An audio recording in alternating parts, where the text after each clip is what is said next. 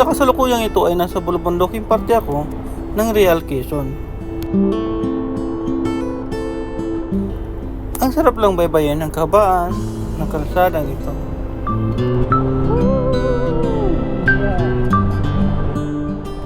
Paano ba naman kasi? Napakaganda ng kalsadang ito. Kaya naman tiyak na mapapatakbo ka talaga na mabilis dito. Samahan mo pa na napaka-smooth na curve ay talaga namang mapapabangking ka.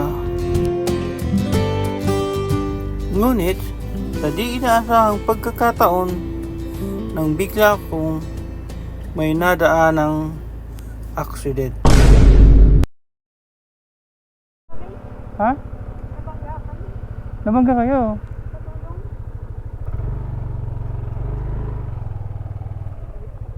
Nakatulog ba kayo?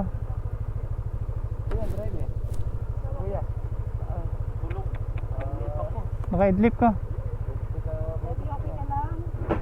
Ay, sorry. Thank you.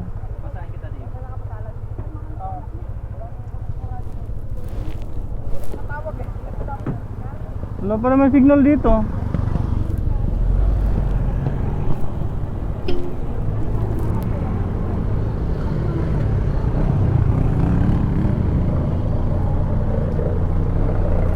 Tawag namin sana. Itawag namin sana kung may nadaan kami ito. Dahil wala naman talaga akong alam sa medication, kaya naman we decide na maghanap na lang ng talagang makakatulong.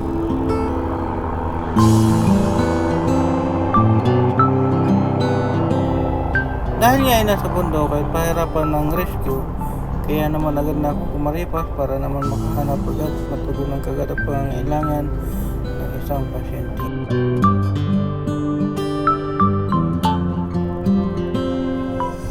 Dito naisip ko yung makarating sa isang barangay kung saan may access patungo sa munisipyo at makapag-request sila ng ambulance.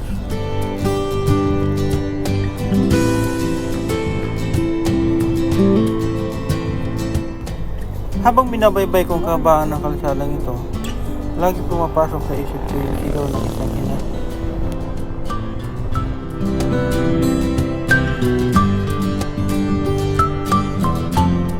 Sino ba naman kasi tayo para ipagdamot ang napakasimpleng tulong pero napakalaking bagay para sa kanila?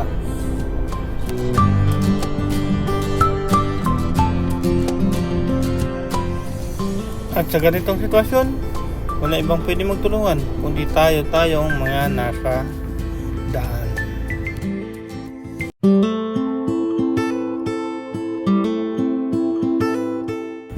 Kaya pag nakakita ka ng ganitong sitwasyon, alamin mo kung sa paanong paraan ka makakatulong.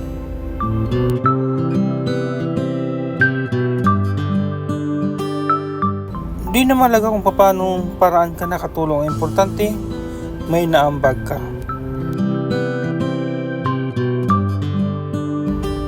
Anyway, may nakita nga akong barangay tanod, kaya sure ako na may tutulong to. May aksidente na sa taas. Ano pa? May aksidente sa taas, baka pwede mo itawag. Sa may checkpoint area. May checkpoint? Oo, sa taas.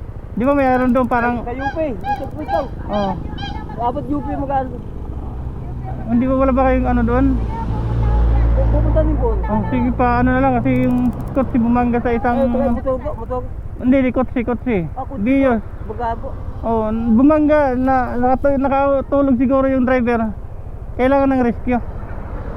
Motor. Kutsi. Bumangga yata sa barangay. Kailangan ng rescue yun. May accident sa may UP daw, sa UP. Doon sa taas, unahan konti.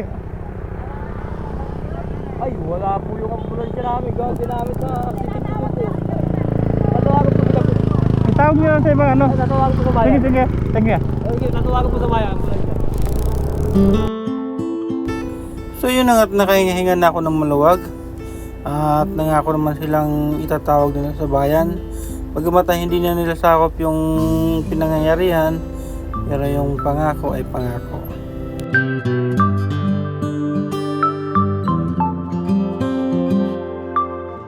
Para naman sa ating mga biyahero, lagi magtira para sa sarili.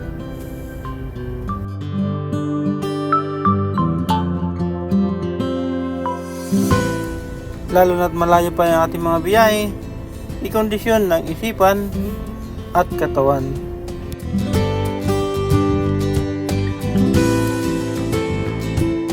Lagi natin tatandaan na hanggat wala tayo sa loob ng ating pamamahay, hindi tayo makakasigurong ligtas.